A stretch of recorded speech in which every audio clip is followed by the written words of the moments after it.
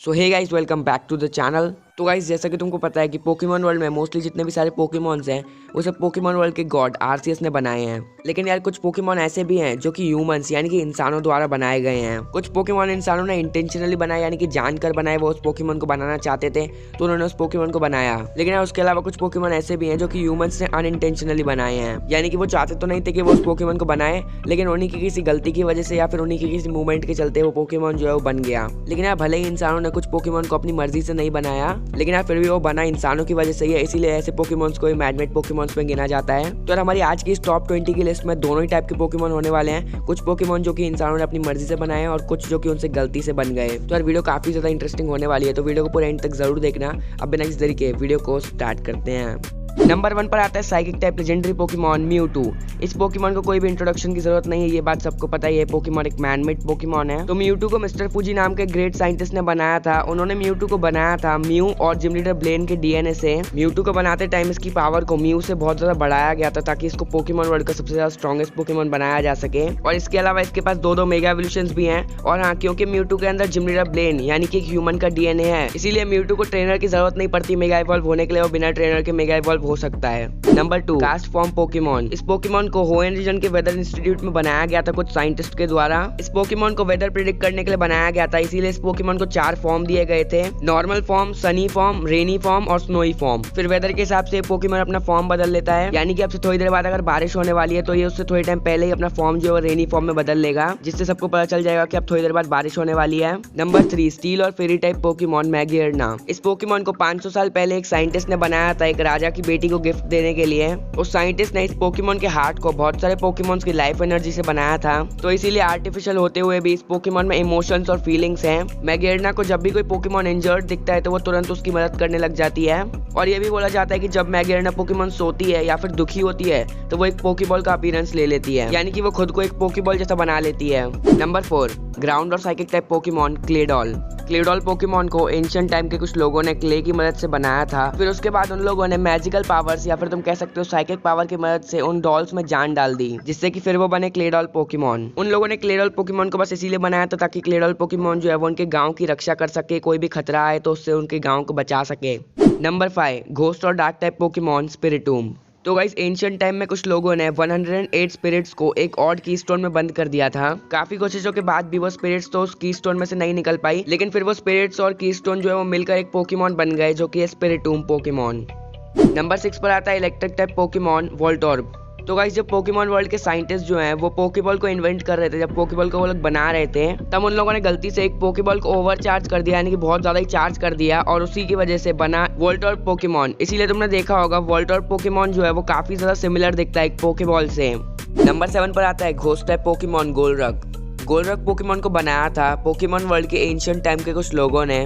उन्होंने गोलरक पोकेमॉन को इसीलिए बनाया था ताकि गोलरक पोकेमॉन उनके गांव की रक्षा कर सके, और खासकर उस टाइम के लोग रेजिगिगस जैसे ताकतवर पोकेमॉन से बहुत ज्यादा डरा करते थे। उनको हमेशा डर रहता था कि कहीं रेजिगिगस पोकेमॉन जो है वो उनके गाँव पर हमला न कर दे, और अगर उसने हमला कर दिया तो उन गाँव वालों के पास ऐसा कोई भी ताकतवर पोकेमॉन नहीं था जो कि रेजिगिगस जितने ताकतवर पोकेमॉन को हरा सके। तो इसीलिए उन्होंने सोचा कि उनको एक ऐसा ताकतवर पोकेमॉन बनाना चाहिए जो कि इतना ज्यादा ताकतवर हो कि वो आराम से रेजिगिगस जैसे पोकेमॉन को भी हरा सके, और बाकी भी कोई खतरा है उनके गांव पर तो उनसे भी सब गांव वालों को बचा सके। और तभी उन्होंने बनाया गोलरक पोकेमॉन को, और उन्होंने गोलरक को इसी वजह से घोस्ट टाइपिंग दी थी ताकि रेजिगिगस के नॉर्मल टाइप मूव्स उस पर कुछ भी इफेक्टिव ना हो। नंबर 8, ज़ैपमॉल कूनो पोकेमॉन।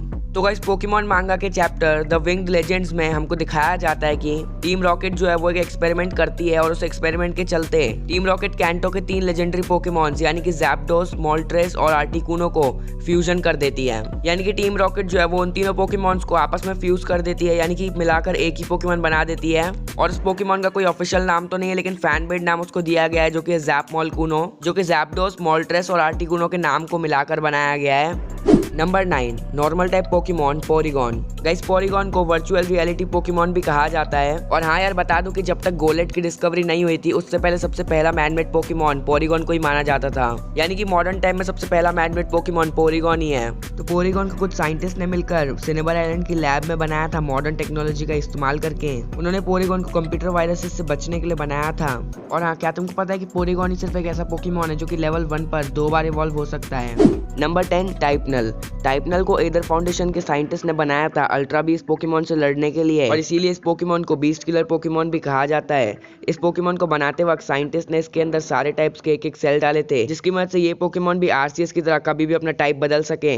लेकिन हुआ क्या कि सबसे पहले जो 3 टाइपनल्स बनाए गए थे वो तीनों आरकेएस सिस्टम को अडेप्ट नहीं कर पाए और वो तीनों पागल हो गए। तो इसीलिए आरकेएस सिस्टम के साइड इफेक्ट से बचने के लिए उन तीनों को कंट्रोल हेलमेट्स पहनाए गए और उन लोगों ने इस एक्सपेरिमेंट को फेलियर घोषित कर दिया। लेकिन अगर सिल्वली पोकेमॉन को कोई भरोसेमंद ट्रेनर मिल जाता है तो वो अपना हेलमेट तोड़ के सिल्वली पोकेमॉन में इवॉल्व हो जाता है और उसके बाद वो आरकेएस सिस्टम को अडेप्ट कर लेता है, यानी कि फिर वो अपना टाइप जो बदल सकता है। Number 11 Trubbish Pokemon. तो गाइस ट्रबिश की पोकेडेक्स एंट्री में ये लिखा हुआ है कि जब गार्बेज और इंडस्ट्रियल वेस्ट को मिक्स किया गया तब अचानक से उसमें एक रिएक्शन जनरेट हुआ और फिर उसी से बना ट्रबिश पोकेमॉन। तो यार ये भी ह्यूमन से ही अनइंटेंशनली बन गया था ये पोकेमॉन, तो इसे भी एक मैनमेड पोकेमॉन में गिना जाता है। अब बढ़ते हैं नेक्स्ट वाले की तरफ। Number 12 Bennett Pokemon. तो यार एक बच्चा था, उस बच्चे के पास एक डॉल होती है, लेकिन वो जो बच्चा है वो उस डॉल को बाहर फेंक देता है, अपने घर से बाहर फेंक देता है। मतलब उसको अब वो डॉल और नहीं चाहिए होती, वो उसके साथ खेलता नहीं है, तो वो उसको बाहर फेंक देता है। लेकिन उस डॉल को फेंकने के बाद वो डॉल अचानक से जिंदा हो जाती है और वो बन जाती है बेनेट पोकेमॉन। और बोलते हैं कि आज भी बेनेट पोकेमॉन जो है वो उस बच्चे की तलाश कर रही है ताकि वो उसे मार सके। नंबर 13 पे आता है मिथिकल पोकेमॉन जेनेसेक्ट। तो इस जेनेसेक्ट को बनाया था यूनोवा की इविल टीम प्लाज्मा ने। तो टीम प्लाज्मा यूनोवा रीजन के एक एंशिएंट पोकेमॉन के फॉसिल को रिकंस्ट्रक्ट करके एक पोकेमॉन को बनाना चाह रहे थे। वो लोग उसको रिकंस्ट्रक्ट करके दुनिया का सबसे ज्यादा ताकतवर पोकेमॉन बनाना चाहते थे, लेकिन एन ने उनका ये प्रोजेक्ट जो है वो कैंसिल करा दिया। उसने बोला कि अगर एक पोकेमॉन को साइंस की मदद से वापस से बनाया जाए तो वो पोकेमॉन अपनी प्योरनेस को खो देता है, तो इसीलिए उसने वो प्रोजेक्ट बंद करवा दिया। लेकिन टीम प्लाज्मा के एक साइंटिस्ट ने एन की बात नहीं मानी और वो छुप छुप कर इस प्रोजेक्ट पे काम करने लगा और फिर काफी दिन बाद फाइनली उसने पोकेमॉन बना दिया और उसने बनाया जेनेसेक्ट पोकेमॉन। नंबर 14 पर आता है पॉइजन टाइप पोकेमॉन मक। तो काफी सारी पोकेडेक्स एंट्रीज में बताया गया है कि मक और ग्राइमर पोकेमॉन जो हैं वो बने हैं ह्यूमन पॉल्यूशन की मदद से। तो हुआ क्या था कि एक बार पॉल्यूशन की स्ट्रीम पर मून की एक्सरेज पड़ी और फिर उसमें एक अजीब सा रिएक्शन जनरेट हुआ और फिर उसकी मदद से बना ग्राइमर और मक पोकेमॉन। तो यार क्योंकि वो जो पॉल्यूशन था वो ह्यूमंस की वजह से ही हो रहा था, तो ये पोकेमॉन भी इनडायरेक्टली ह्यूमन की वजह से ही बना, यानी कि ये भी एक मैनमेड पोकेमॉन में गिना जाता है। Number 15 ghost type Pokemon यमास्क।